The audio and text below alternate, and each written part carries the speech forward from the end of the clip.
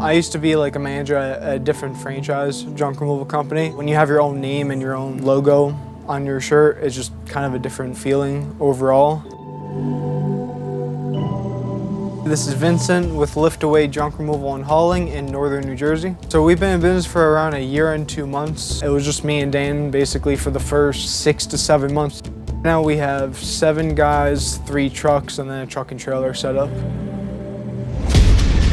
I was offered like a general manager opportunity with the franchise, and it was kind of like, do I decide that or do I go my own route? Just to start it, I would have to put like 200 grand into it, and that's just to buy the territory, to say, hey, I can do work in Morris County, New Jersey. So I was like 21 when I was starting everything or going for the license, and I got like a big offer for the franchise, or I wanted to start my own thing. Everyone I knew kind of looked at me like I was crazy for not accepting that at a young age, but it was just something in my gut that I wanted to go with this route.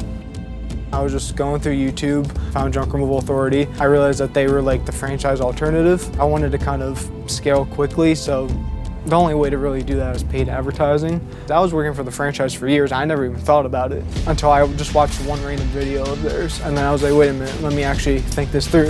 I had them build the website before I even started because I wanted the SEO kind of growing while I was in the middle of getting the license. Then eventually that turned into double SEO and then Google Ads and then the call center and then obviously the trucks.